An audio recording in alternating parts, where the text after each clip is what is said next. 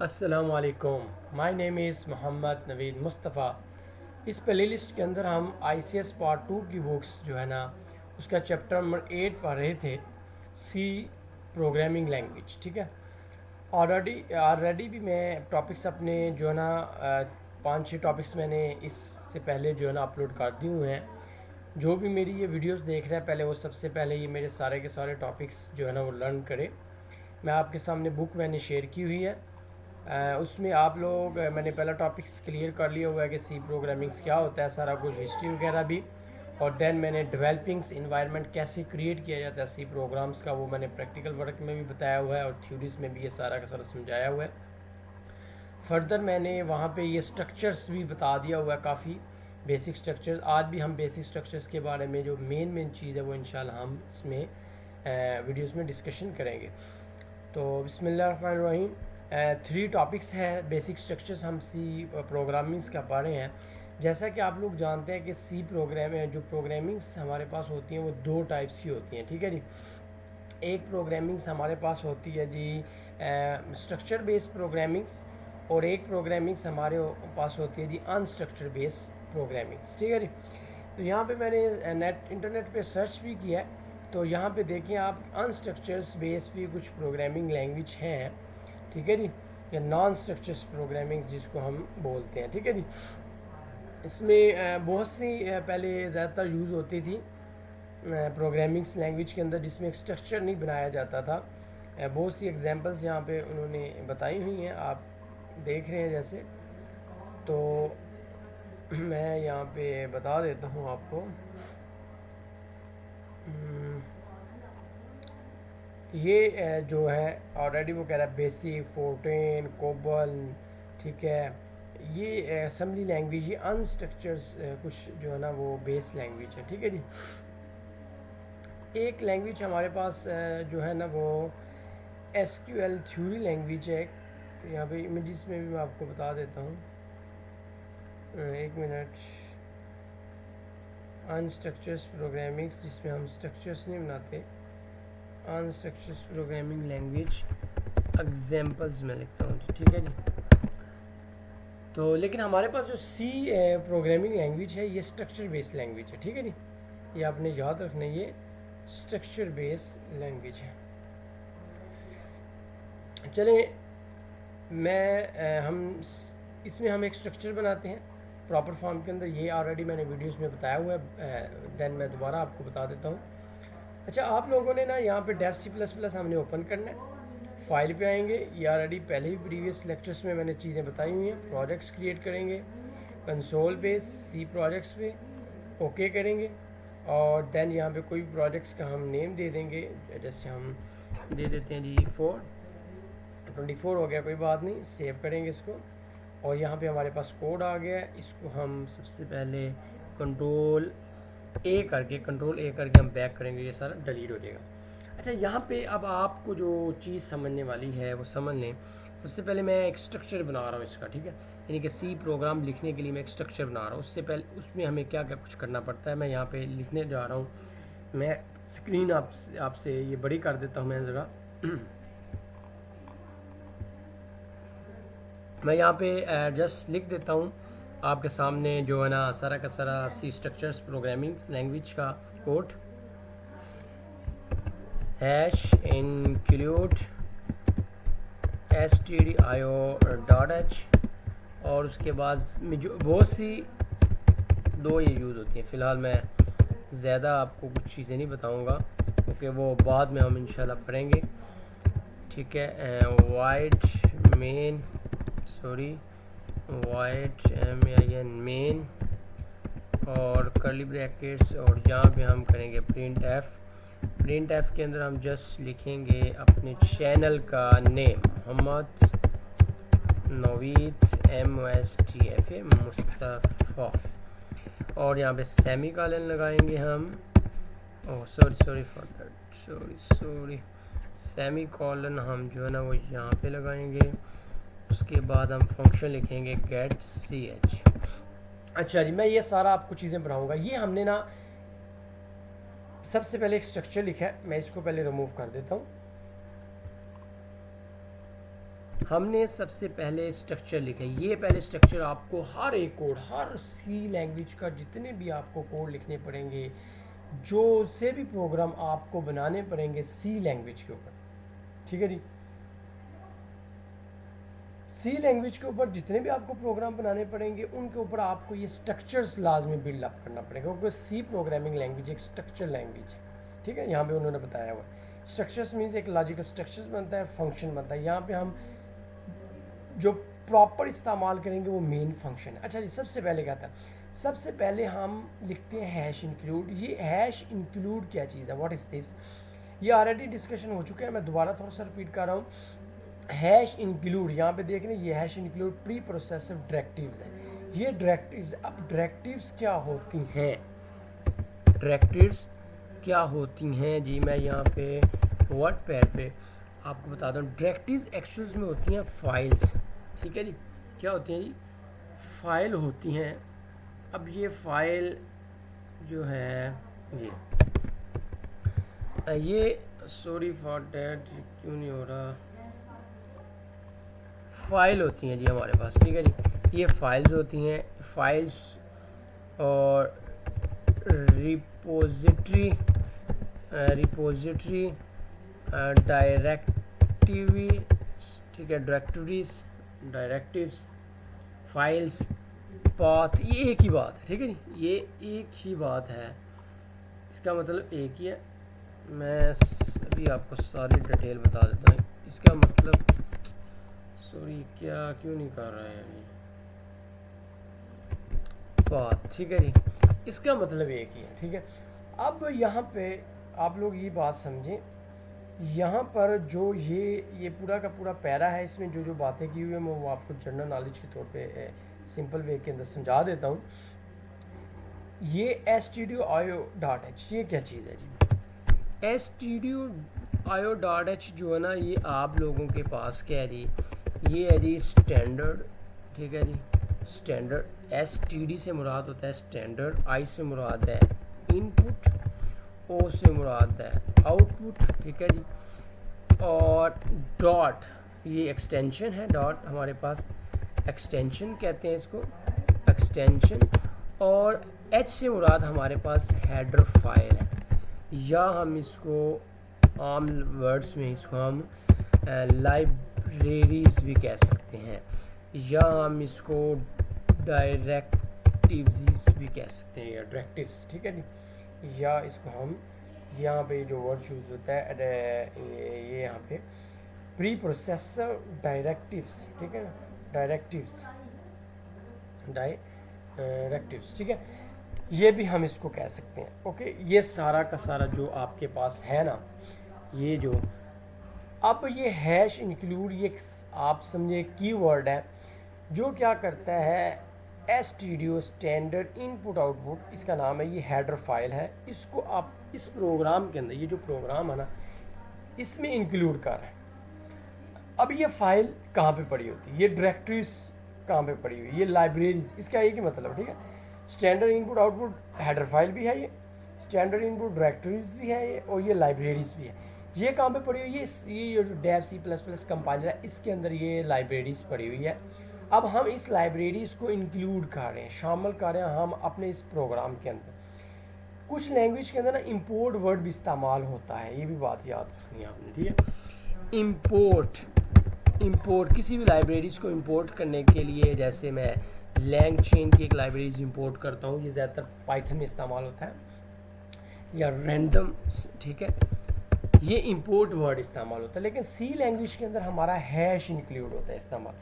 Hash include क्या करता है कि हैश इंक्लूड का मतलब है कि हम इस अपने प्रोग्राम में ये जो आगे फाइल का हमने पाथ दिया हुआ है, स्टैंडर्ड इनपुट हेडर फाइल, इसको हम अपने प्रोग्राम में इंक्लूड कर रहे हैं, और ये साथ हमने एंगल्स ब्रैकेट्स भी लगा दिए। उसके बाद एक और भी बहुत सी हेडर फाइल्स हैं, एक और भी हेडर फाइल्स है, प्रीवियस लेक्चर में मैंने काफ़ी हेडर फाइल बताई हैं। conio.h ये होता है console input output header file, क्योंकि हमारा यहाँ पर जो आउटपुट आती है वो एक ब्लैक रंग का कंसोल विंडो बनती है, ठीक है। सबसे पहले जब मैंने यहाँ पे भी प्रोजेक्ट्स वगैरह क्रिएट किया था, ठीक है, यहाँ पे तो यहाँ पे ये चीज़ आया था कंसोल एप्लीकेशन। इस कंसोल एप्लीकेशन को चलाने के लिए हम ये वाली हेडर फाइल इस्तेमाल करते हैं। और स्टैंडर्ड इनपुट हेडर फाइल हम क्यों इस्तेमाल करते हैं, इसके अंदर हमने दो फंक्शन लिखने होते हैं कोई भी डाटा को प्रिंट करवाने के लिए। एक हमने लिखना होता है प्रिंट एफ, और कुछ आउटपुट करवाने के लिए। ये सब चीज़ें आप मज़ीद ब्रीफली आगे जब वाले चैप्टर में भी पढ़ेंगे, लेकिन मैं बेसिक आपको यहाँ पे अभी समझा देता हूँ। ये दोनों आप देख रहे हैं मेरे पास, ये दोनों जो हैं, ये दोनों ये वाले जो मैंने जिसको हाईलाइट किया हुआ, ये दोनों फंक्शंस प्रिंट एफ और स्कैन एफ को चलाने के लिए हम ये वाली header file, standard input output header file या लाइब्रेरीज या डायरेक्टरीज हम अपने सिस्टम में, अपने कंपाइलर में इंक्लूड करते हैं हैश इंक्लूड कीवर्ड के साथ, जिसकी वजह से ये दोनों को दोनों फंक्शन चलते हैं। क्योंकि स्टैंडर्ड इनपुट हेडर फाइल के अंदर ये दोनों फंक्शन पड़े होते हैं, इनपुट के फंक्शन और आउटपुट के फंक्शन इस हेडर फाइल के अंदर पड़े होते हैं, और ये हेडर फाइल इस कंपाइलर में पड़ी होती है। उस कंपाइलर से हम पूरी की पूरी हेडर फाइल यहाँ पे क्या करवा रहे हैं, इंक्लूड करवा रहे हैं। और कोनियो इनपुट हेडर फाइल जो है वो आपको मैंने अभी बताया कि इस कंसोल एप्लीकेशन जो आपके पास आएगी ना, ब्लैक रंग की कंसोल एप्लीकेशन जो रिजल्ट है उसको चलाने के लिए ये हेडर फाइल इस्तेमाल करते हैं। ठीक है, ये सारी की सारी बात मैंने डिटेल के साथ बता दी है। मैं उम्मीद करता हूँ कि आपको इंशाल्लाह समझ आ गई होगी। ये मैंने प्रीवियस लेक्चर्स में भी ये काफ़ी चीज़ें बताई थी, और सारी की सारी मैंने ये सारा प्री प्रोसेसर डायरेक्टिव्स ये मैंने पढ़ा था, और इसमें वही बातें जो मैंने आपको कही हैं वो आप अच्छी तरह सुने इस वीडियोज़ में और इसको अच्छी तरह पढ़ें। वो सारी वही बातें जो मैं कह रहा हूँ वही हैं। देखिए यहाँ पे लाइब्रेरीज भी वर्ड इस्तेमाल हुआ है डॉट एच एक्सटेंशन के साथ, ये देखें ना डॉट एच एक्सटेंशन के साथ हेडर फाइल्स हैं, इसको लाइब्रेरीज भी कहते हैं। ये देखें यहाँ पे उसने स्टैंडर्ड लाइब्रेरीज भी कहते हैं। मैथ डॉट एच की भी लाइब्रेरीज है। अब मैथ डॉट एच की लाइब्रेरीज हम तब इस्तेमाल करेंगे जब हम फॉर एग्जांपल अपने सिस्टम के अंदर साइन के फंक्शन इस्तेमाल करना चाहते हैं। ठीक है जी, कॉस के फंक्शन इस्तेमाल, कोई मैथमेटिकल फंक्शन हम इस्तेमाल करना चाहते हैं, तो देन हम हेडर फाइल इस्तेमाल करेंगे अपनी कौन सी जी, hash include math dot H वाली। ठीक है जी, ये हम करेंगे। लेकिन अभी हम जब आगे प्रोग्राम पढ़ेंगे तो इंशाल्लाह उसमें इस्तेमाल होगी हेडर फाइल प्रॉपर फॉर्म में, और फंक्शन भी इस्तेमाल होंगे मैथ के, तो वहाँ पे ब्रीफली हम डिस्कशन करेंगे। फ़िलहाल अभी इतना ही समझे। और नेक्स्ट जो है कुछ चीज़ें ना डिफ़ाइन, एक डायरेक्टिव डिफ़ाइन डायरेक्टिव्स भी है, जैसे हैश डिफ़ाइन पाई, ये चीज़ें भी हम पढ़ेंगे। ठीक है, ये भी एक डायरेक्टरीज है डिफ़ाइन वाली। डिफाइंस के साथ हम पाई और इसके साथ ही हम एक वैल्यूज़ दे देते हैं, जो पाई की वैल्यूज़ है 3.14। जी आगे जाके इस्तेमाल होंगे प्रोग्राम, तो उसमें भी आपको मैं मज़ीद बता दूंगा। ठीक है, लेकिन आपने ये याद रखना है कि दो तरह की हम यहाँ पे डायरेक्टरी इस्तेमाल कर रहे हैं। एक प्री प्रोसेसिंग इंक्लूड डायरेक्टरीज है हमारे पास, ठीक है, जिसमें ज़्यादातर हेडर फाइल इस्तेमाल की जाती हैं, और एक हमारे पास जो ना डिफ़ाइन हैश डिफ़ाइन डायरेक्टरीज़ है, जिसमें हम ज़्यादा कांस्टेंट मैक्रोज, यानी कि पी आई कांस्टेंट है ना, इसकी आपको पता पाई की वैल्यू कांस्टेंट होती है, वो ये 3.14 ये पाई के अंदर वैल्यू स्टोर हो गई हुई है। ठीक है जी, इसको आगे हम प्रोग्राम में इस्तेमाल कर सकते हैं, जैसे ये भी है सेकेंड अंडरस्कोर पर अंडरस्कोर एच आवर और 300 जो वैल्यूज़ है इसके अंदर आ गई हुई है इस डायरेक्टिव्स के अंदर। ठीक है जी, ये भी हम इस्तेमाल खैर करते हैं।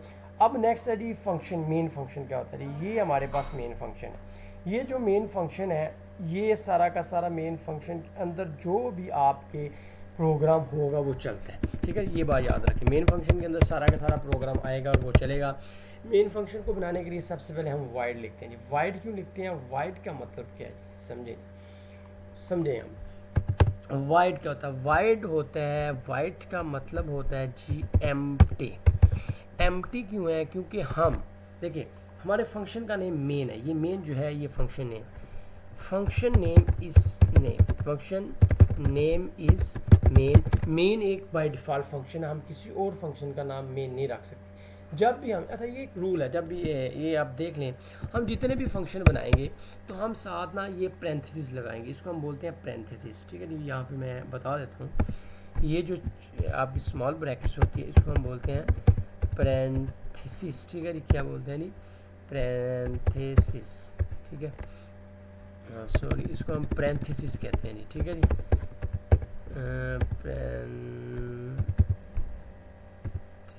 ठीक है, पैरेंथेसिस कहते हैं, स्मॉल ब्रैकेट, ये हर फंक्शन में इस्तेमाल होती है। ओके, मैं जैसे फॉर एग्जांपल यहाँ पर सॉरी फॉर दैट, मैं यहाँ पर अगर अपने कंपाइलर पे आता हूँ और मेन फंक्शन के अंदर मैं एक फंक्शन बनाऊँगा, तो प्रिंट एफ एक मेरा फंक्शन होगा, इसके साथ भी पैरेंथेसिस आएगी। स्कैन एफ मेरा एक फंक्शन होगा, इसके साथ भी पैरेंथेसिस आएगी। तो हर फंक्शन के साथ क्या आती है, पैरेंथेसिस लाजमी आती हैं। यहाँ पर मेन जो है, मेन, ये main is name of function, name of function. यहाँ पर जो मेन है, ये मेन हमारा फंक्शन का नेम है, और ये पैरेंथेसिस है, ये आपको पता चल गया है। और वाइड जो है, वाइड का मतलब है एम्प्टी, यानी कि मेन फंक्शन, यहाँ पे ये बात समझे, बड़ी इंपॉर्टेंट बात है, मेन फंक्शन है नॉट आर्गुमेंट्स इन पैरेंथेसिस में, ठीक है जी, जो ये पैरेंथेसिस। अब देखें ये पैरेंथेसिस खाली है, पैरेंथेसिस देख रहे हैं ना आप, ये पैरेंथेसिस खाली, इसके अंदर कोई भी आर्गूमेंट्स के पास के, इसके अंदर जो होता है ना, हम फॉर एग्जाम्पल लिख दें इंटीजर है, ये सब चीज़ें मैं आपको ब्रीफली समझाऊंगा, लेकिन यहाँ पे कंसेप्ट में ले लें। ये पैरेंथेसिस, ये आर्गूमेंट्स मैंने पास करवाया हुआ है। अगर मैं मेन से पहले वाइड लिखूंगा या किसी भी फंक्शन से पहले वाइड लिखूँगा, तो इसके अंदर हम कोई भी जो वैल्यूज़ हैं, कोई भी आर्गूमेंट्स पास नहीं करवाएंगे। तो main function have no arguments in, अगर मेन फंक्शन के अंदर जो है वो, या इस फंक्शन में जो है ना वो कोई भी आर्गूमेंट्स पास नहीं है इसके अंदर, तो then types of function is void, ठीक है। तो फंक्शन की जो टाइप होगी वी ओ आई डी, वो क्या होगी, वाइड होगी। क्यों वाइड होगी, इसलिए वाइड होगी कि हमने यहाँ पे कोई भी आर्गूमेंट्स पास नहीं करवाया, और यूजली तौर पर सी प्लस के अंदर से, और सी के अंदर हम यहाँ पे कोई भी वैल्यू पास नहीं कराते, ठीक है जी। ये मेन फंक्शन है, और ये इसकी बॉडी है, ये ब्रैकेट्स ओपन हो रही हैं, कर्ली ब्रैकेट्स, और ये क्या हो रही है, क्लोज हो रही है, ठीक है जी। ये सारा का सारा मेन फंक्शन के अंदर जो भी बातें हैं वो मैंने आपको बता दी हैं। मैं दोबारा रिपीट कर देता हूँ। मेन फंक्शन की यहाँ पे जो डाटा टाइप है, डाटा टाइप, इसको हम क्या बोलते हैं, डाटा टाइप। ये मज़ीद यहाँ पे वर्ड है, डाटा टाइप्स जो है वो वाइड है, ठीक है, वाइड है। वाइड का मतलब एम्प्टी है यहाँ पर, क्यों, क्योंकि इस फंक्शन के अंदर कोई भी आर्गूमेंट्स, मेन फंक्शन के अंदर कोई भी आर्गूमेंट्स जो है वो पास नहीं हो रहा, और इस फंक्शन का नाम मेन है, और जब भी हम फंक्शन बनाते हैं उसके साथ लाजमी पैरेंथेसिस लिखेंगे। ये मेन फंक्शन की बॉडी बनेगी, ये ब्रैकेट्स ओपन हो रही है, ये ब्रैकेट्स क्लोज हो रही है, और इसके अंदर ये इसकी बॉडी है। इसके अंदर जो सारा का सारा कोड होगा वो एग्जीक्यूट होगा, वो आपको रन करके भी मैं बताऊंगा। तो ये जो यहाँ पे जो मेन फंक्शन है, इसके बारे में इसने यही कुछ बताया होगा, ठीक है ना। वो कह रहा है कि लाइंस आएंगी, ये देखें यहाँ पे उसने इनक्लोज ब्रैकेट्स आएंगी आपकी। उसके बाद वो कह रहा है कि इसमें फंक्शंस सी प्रोग्राम में बनते हैं, और मेन एक फंक्शन बनता है जिसका नाम बाय डिफ़ॉल्ट क्या होता है जी, मेन होता है। यहाँ पे देखिए इसका भी सिंटैक्स है। सिंटैक्स क्या होता है, लिखने के रूल्स, ठीक है ना। What means of syntax, the rules of write the programs, ठीक है, रूल्स, ठीक है जी। क्या मतलब होता है सिंटैक्स का, रूल्स ऑफ राइटिंग द, कोई भी writing the language, computer language, कोई भी आप लिखने का जो तरीका होता है उसको हम क्या बोलते हैं, सिंटैक्स कहते हैं। तो यहाँ पर जो सिंटैक्स हमारा वो मेन फंक्शन बनाने का यही रहेगा। ये फंक्शन की बॉडी अंदर होगी इसमें। यहाँ पे भी आप वाइड यूज़ कर सकते हैं, ये ऑप्शनल होता है। अगर यहाँ पे इसकी डाटा टाइप वाइड है तो आप जस्ट वाइड यूज़ कर सकते हैं। इसका मतलब कि इसके मेन फंक्शन में कोई भी फंक्शन के अंदर आर्गूमेंट्स पास नहीं हुए। आर्गूमेंट्स, वर्ड आर्गूमेंट्स या पैरामीटर्स वो एक ही बात है, ठीक है जी। आर्गूमेंट्स या पैरामीटर, ये आपने बात याद रखनी। इसके अंदर सारी ये बातें उन्होंने बताई हुई हैं सारे के सारे इस पूरे कंटेक्स्ट में, ठीक है। यहाँ पे वो वाइड कह रहा है, वाइड पैरेंथेसिस के अंदर हमने वाइड इंक्लूड किया हुआ है क्योंकि इसकी कोई भी आर्गूमेंट्स पास नहीं करा। ये लिखे main function does not accept any arguments, क्योंकि वाइड पैरेंथेसिस के अंदर वाइड कुछ भी नहीं है, या वाइड लिख लें या इसके अंदर कुछ भी नहीं होता। और इसकी जो देखें, wide represent the data type of value is return of the function, ठीक है। तो इसका मतलब कि मेन फंक्शन के अंदर कोई भी वैल्यू रिटर्न नहीं होगी। ये चैप्टर नंबर 14 के अंदर जो फंक्शन, हम न्यू फंक्शन, हम अपना भी फंक्शन बना लेते हैं, ठीक है। मेन के अंदर भी वो कैसे बनाते हैं वो सारी चीज़ें आएंगी। तो वाइड जो है ये डाटा टाइप है। इसका मतलब है कि इस मेन फंक्शन की डाटा टाइप कोई भी नहीं है, और इस मेन फंक्शन के अंदर जो पैरेंथेसिस है इसके अंदर जो इंक्लूज द पैरेंथेसिस, ठीक है। पैरेंथेसिस के अंदर जो है कोई भी आर्गुमेंट्स पास नहीं है, इसीलिए इसकी हम खाली रहने देते हैं, या इसके अंदर हम वाइड लिख लेते हैं। उसके बाद ये इसकी बॉडी आ जाती है, और बॉडी के अंदर आपने पढ़ा ही है, ज़ाहिर पता कर्ली ब्रैकेट्स आती हैं, और इसके अंदर ही हम क्या लिखते हैं, अपना प्रोग्राम लिखते हैं। फिर हमारे पास ही कुछ डेलीमीटर्स आ जाते हैं जी। What means of delimiters? Delimiters ये होते हैं छोटे छोटे आपके जो, फॉर एग्जांपल मैं डेलीमीटर्स बता देता हूँ, आप ये समझिए डेलीमीटर्स जो होते हैं वो क्या है जी, ब्रैकेट्स जो हैं वो डेलीमीटर्स हैं। ये देखिए ये दोनों ब्रैकेट्स जो हैं, अगर ये ब्रैकेट्स में नहीं लिखूंगा तो एरर्स आ जाएगा। ये ब्रैकेट्स डेलीमीटर्स, ये डेलीमीटर्स, हैश डेलीमीटर्स, एंगुलर ब्रैकेट्स जो है ना वो डेलीमीटर्स हैं, ठीक है जी।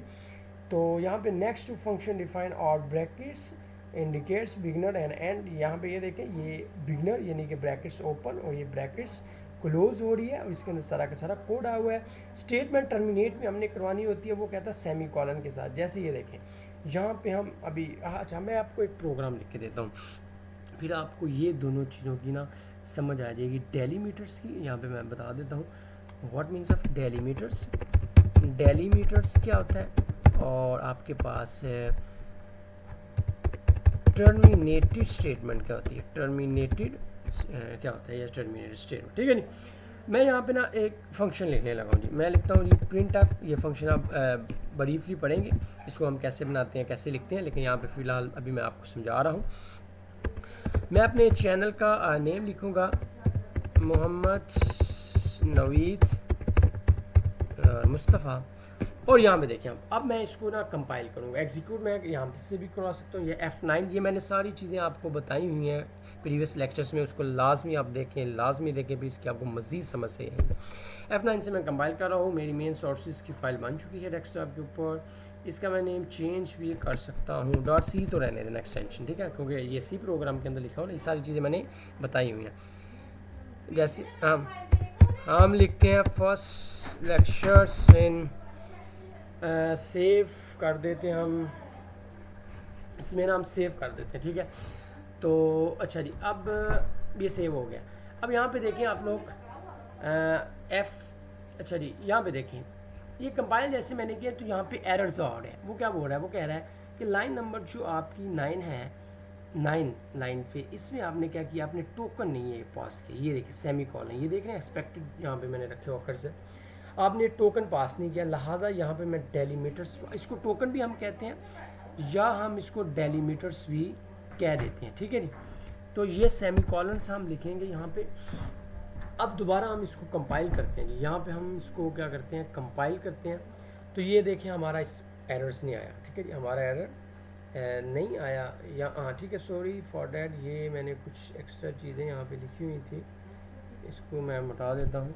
पहली लाइन में ही एरर हो रहा है, ये देखें जी, ये अभी देखें, ये यहाँ पर F9 करूँगा और यहाँ पे आप देखें कि मेरे पास कोई भी एरर्स नहीं आ रहा, और F10 करने के बाद ऊपर लिखा हुआ आ गया मोहम्मद नवीद मुस्तफ़ा, ये मेरी आउटपुट आ गई है। मैं इस आउटपुट को अच्छी तरह ले के आता हूँ, कैट CH और यहाँ सेमी कॉलन, F9 कर देता हूँ, F10 करूँगा, ये मेरी आउटपुट आ गई, ठीक है। ये कंसोल एप्लीकेशन है, एग्जीक्यूटेबल फाइल, यहाँ पे लिखा हुआ प्रोजेक्ट्स 24.exe एग्जीक्यूटेबल फाइल है, ये मोहम्मद नवीद मुस्तफ़ा प्रिंट हुआ आ गया। अब यहाँ पे देखें आप लोग, ये conio.h की वजह से ही ये फाइल जनरेट हुई है, और ये जो प्रिंट एफ का फंक्शन चला है ये std इनपुट की वजह से चला है, ठीक है। अब इसके अंदर जो लिखा हुआ आएगा प्रिंट एफ के अंदर, वो वैल्यूज़ हमारी क्या होगी, आउटपुट होगी, और वो आउटपुट आपके सामने आ गई, ठीक है। अब यहाँ पे ये टर्मिनेटर है, ठीक है ना, ये जो सेमी कॉलन होता है ये टर्मिनेटर है। ये अगर मैं फॉर एग्जांपल नहीं लिखता सेमी कॉलन, तो इसका क्या मतलब है, इसका मतलब ये है कि जो 7 मेरी एक स्टेटमेंट है, ये मेरा एंड नहीं हुआ इसका, ठीक है। टर्मिनेटर का मतलब होता है एंड ऑफ स्टेटमेंट, ठीक है। टर्मिनेटर में क्या होता है, एंड्स ऑफ स्टेटमेंट्स, ठीक है। स्टेटमेंट को एंड करवाना आपने, तो इससे मेरा एरर जनरेट हो जाता है। ये देखिए मैं एग्जीक्यूट करके कंपाइल करूँगा, तो यहाँ पर मेरा जो है ना वो जनरेट क्या हो गया, वो लिखा हुआ इसने, देखिए लाइन नंबर 8 पे आ रहा है, वो कह रहा है error expected before get CH से पहले आपने ये सेमी कॉलन इस्तेमाल नहीं किया, टर्मिनेटर, ठीक है। तो यहाँ पे हम टर्मिनेटर इस्तेमाल करेंगे। अब मैंने यहाँ पे भी किया हुआ, ये एक फंक्शन है गेट CH, ये भी conio डॉट जो h है इसके अंदर एक फंक्शन पड़ा होता है, इसकी इस फाइल हेडर फाइल के अंदर ये हमने फंक्शन यहाँ पे इस्तेमाल किया हुआ है, ठीक है जी। गेट CH ये फंक्शन है, देखिए ना हर फंक्शन के साथ क्या आ रही है, पैरेंथेसिस आ रही है। मेन फंक्शन तो इस तरह ही रहेगा, मेन फंक्शन, ये मेन फंक्शन है इसकी बॉडी, इसके अंदर जो जो होगा, जितना कोड होगा वही चलेगा, ठीक है। ये भी बात याद रखें, क्योंकि सी प्रोग्रामिंग एक क्या है, स्ट्रक्चर प्रोग्रामिंग है। मैं दोबारा इसको कंपाइल करूँगा जी, तो मेरे पास एरर आ गया, जनरेट हो गया एरर, ठीक है। तो इसका मतलब है कि मुझे हर स्टेटमेंट को टर्मिनेट करना पड़ेगा, और उसके बाद मेरे ये डेलीमीटर्स हैं, ये पैरेंथेसिस देखें, ये फॉर एग्जांपल डेलीमीटर में एंग्लो ब्रैकेट्स को, डेलीमीटर को अगर मैंने रिमूव कर देता हूँ, फिर भी एरर जनरेट हो जाएगा। F9 से करूँगा तो यहाँ पे देखिए एरर जनरेट होगा, ऊपर शो कर रहा हूँ मैं मिसिंग टर्मिनेटर कह रहा हूँ, देखें ना ये एरर्स आ रहा है। लाइन नंबर 2 नीचे यहाँ पे जो आप कर्सर जहाँ पे मेरे सामने, लाइन नंबर 2 के अंदर ये वाले पैनल्स में मिसिंग द टर्मिनेटर, ठीक है। ये करेक्टर्स जो है, कौन सा करेक्टर है, एंगुलर ब्रैकेट्स करेक्टर है, करेक्टर वर्ड को भी कहते हैं या सिंबल्स को भी कहते हैं। वो कह रहा है कि एंगुलर करेक्टर्स आपका टर्मिनेट है, टर्मिनेटिंग्स यानी कि डेलीमीटर्स जो है ये या टर्मिनेटर्स, वो आपका क्या है, मिस किया हुआ है। यहाँ पे करेंगे F9 कंपाइल होगा, ओके F10 से, बल्कि सॉरी फॉर डैट, क्योंकि मैंने ये विंडो ओपन की हुई थी, इसको मुझे पहले बंद करना पड़ेगा, फिर मुझे अपनी ये इस पर आना पड़ेगा, और दोबारा F9 करूँगा और ओके करूँगा, यस करूँगा, यस F10 करूँगा, तो ये मेरे पास आउटपुट जनरेट होके आ गई है। मैं इंशाल्लाह उम्मीद करता हूँ कि आपको समझ बहुत अच्छी तरह आई होगी, ठीक है। इसमें ये सारी जो स्टेटमेंट देखें, एवरी स्टेटमेंट सी में टर्मिनेट किया जाता है, सेमी कॉलन के साथ क्या होता है, टर्मिनेट हो जाती है, टर्मिनेट होती है एंड, ये हमारी स्टेटमेंट अब एंड है, आगे इस स्टेटमेंट का, आगे स्टेटमेंट का कोई काम, न्यू स्टेटमेंट आएगी, इसका भी आगे नहीं, जहाँ तक इसका काम होगा वहाँ तक ये चल जाएगी और आउटपुट को जनरेट कर देगी। जो भी हमारी स्टेटमेंट जिस मकसद के लिए इस्तेमाल की होती है, या प्रोग्रामर्स या डेवलपर ने जिस मकसद के लिए वो स्टेटमेंट बनाई होती है। तो यहाँ पे एंड कंपाइलर रिपोर्ट करता है, वो कह रहा है कि अगर फॉर एग्जांपल आपने सेमीकोलन नहीं लिखा तो वो रिपोर्ट करेगा, देख रहा था एरर दे रहा था कंपाइलर हमारा, ठीक है।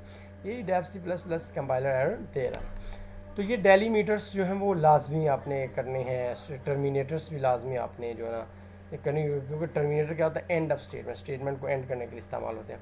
अगर एंड स्टेटमेंट नहीं करेंगे तो वो कंपाइलर को पता नहीं चलता, वो उसको समझ नहीं आती कि ये स्टेटमेंट एंड हुई है या नहीं हुई, ठीक है। यहाँ पे टर्मिनेटर लगाया, सेमीकोलन, इसको हम सेमीकोलन भी बोलते हैं, ठीक है। सेमीकोलन, सेमीकोलन्स है, ठीक है, सेमीकोलन है, ये क्या जी, सेमीकोलन है। सेमीकोलन अगर हम नहीं लगाएंगे किसी भी स्टेटमेंट की एंड में, यहाँ पे नहीं हमने लगाएंगे क्योंकि ये रूल्स है ना, हाँ एक रूल्स के मुताबिक है, यहाँ पे भी नहीं लगाएंगे। अगर हम यहाँ पे लगा देंगे ना तो क्या होगा, हमें देखें F10 है तो ये चलेगा नहीं हमारा, ठीक है जी, क्योंकि अगर हमने यहाँ पे लगा दिया तो ये नहीं चलेगा। उसकी रीज़न ये है कि यहाँ पे 1 मिनट इसको बंद कर रहा हूँ, उसकी रीज़न ये है कि ये टर्मिनेट हो जाएगा और ये आगे वाला इसका पार्ट नहीं चलेगा, क्योंकि मेन फंक्शन में हमने टर्मिनेट नहीं करवाना, टर्मिनेट में एंड स्टेटमेंट नहीं करवानी, क्योंकि इसके अंदर वाला सारा कोड हमने चलाना है। प्रिंट एफ एक दफ़ा हो गया, इसके बाद इसकी ज़रूरत नहीं है, इसीलिए हमने इसको टर्मिनेट कर दिया, ठीक है जी। और जी आपके डेलीमीटर्स हो गया, ठीक है, डेलीमीटर्स का पता चल गया आपको, ओपन ब्रैकेट्स और क्लोज ब्रैकेट्स, ठीक है, ये डेलीमीटर्स हैं आपके पास, ओके। ये डेलीमीटर्स हैं आपके पास, ये बॉडी है, इसके अंदर जो डेलीमीटर्स, इसको डेलीमीटर्स कहते हैं। ये सारी मेन फंक्शन की बॉडी है और ये हमारे पास ये डेलीमीटर्स हैं, ओके। तो मैं उम्मीद करता हूँ इंशाल्लाह आपको इस सारे के सारे टॉपिक्स की समझ आ गई होगी। ये मैंने एक एक चीज़ आपको बड़ी कंसेप्ट के साथ ये बताई है, समझाई है, उम्मीद करता हूँ इंशाल्लाह समझ आ गई होगी। नेक्स्ट टॉपिक से हमारा कुछ एरर्स आते हैं, वो एरर्स हम पढ़ेंगे, समझेंगे, और ये आगे थोड़ा सा थ्योरिकल है। उसके बाद इंशाल्लाह हम नेक्स्ट वीडियोज़ के अंदर ये टॉपिक्स क्लियर करेंगे। तब के लिए अल्लाह हाफिज़।